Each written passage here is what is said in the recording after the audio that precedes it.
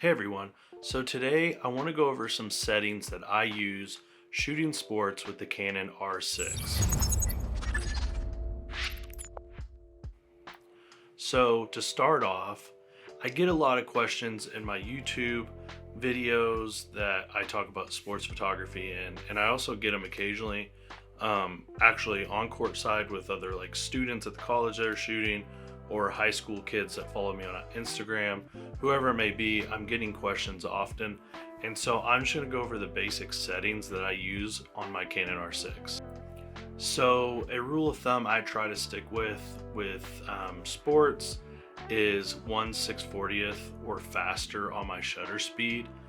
And 6/40th, sometimes you still will see a little bit of blur in the extremities like the hands or a baseball bat or maybe the ball if they're throwing it fast in a pass in basketball or like volleyball and stuff.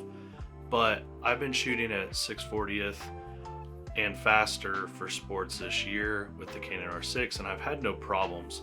Not very often are they moving too fast in my photos that I feel like I should be going a little faster. And this allows me to keep my ISO lower, because the lowest possible ISO you can get to is going to be better for you and better for the grain in your photos, because the higher you go on the ISO, the more grain you're going to have in your photos. So keeping that number really low, if you could shoot at 400, 800, whatever it may be, depending on your camera, the lowest is always going to be better. Another thing to help with keeping your ISO low is going to be having a fast lens. So having a lens that is f1.4, f2.8, or an f1.8, depending on what lenses you are using.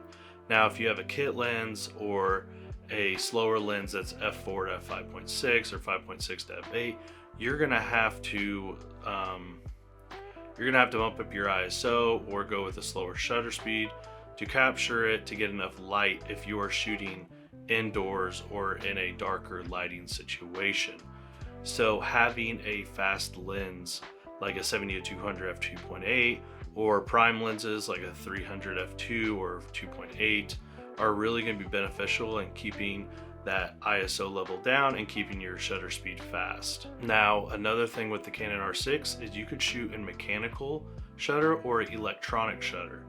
I've been shooting a lot with electronic shutter, and I find that beneficial in faster moving sports because you want to capture that really quick motion of either like a high jump or pole vault or an athlete shooting a basket or bumping and spiking. Having that 20 frames per second on the Canon R6 electronic shutter allows you to capture all of that action. It's almost like watching back a movie if you flip through the photos quick enough after a 20 frames per second burst in photo. So I've been shooting a lot in electronic, but there are some sports where I don't feel like I need that full burst, and I'll jump over to the mechanical shutter of 12 frames per second, I believe it is. Some lenses don't get the 12. There's a list on the Canon website, and most of their L series lenses are on that list to get the 12. But a few of my lenses don't get them because they're either a lower end L series or they're not an L series lens. So I jump to the electronic shutter so I can have that 20 FPS. And so also another thing that I use a lot in sports, and a lot of people ask me, do you use the face eye detection on the Canon R6 for sports? Some sports I do. When it comes in handy, the most for me is when I'm shooting like high jump or pole vault or like discus where they're spinning and stuff. I feel like it really locks on better than the one spot autofocus, which I use anytime I'm not using the face detection. So sometimes in basketball, most times in basketball, I'm using the one spot because I kind of have an idea it's in the middle, and so I know how to keep it framed when I'm looking through the viewfinder.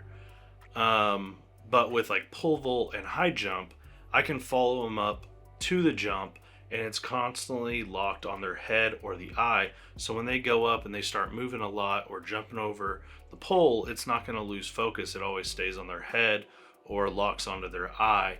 So that comes in really handy. So I bounce between eye autofocus and face detection, or the one spot autofocus. Those are the only two I've really used, and they've came in really clutch.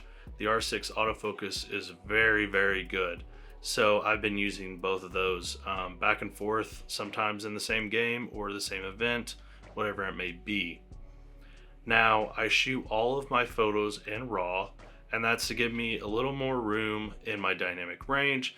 It allows me in darker situations, if I don't want to bump up my ISO, I know I can bring it back a stop in Lightroom. If I need to underexpose it slightly, I know I could bring it back up and it still be better than raising my ISO too high.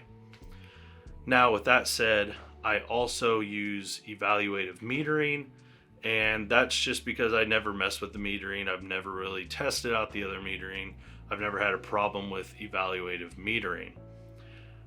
Most of these settings are settings I use indoors. When I'm outdoors, you can get away, if it's daytime, you can get away with an f4 lens, f5.6. I do have a 1.4 teleconverter that I couple up with my 70-200 f2.8. That makes it a f4 lens. And a lot of times, if it's a daytime football game, I'll go to 5.6.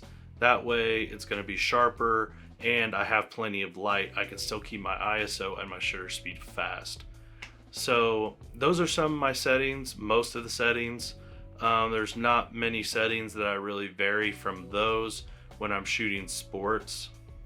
I'm gonna have a video coming out on my 85mm. I've been using it for basketball way more often than my 70-200, so keep an eye out for that video.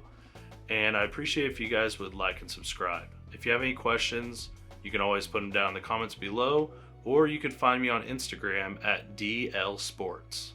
So until next time, have a good one.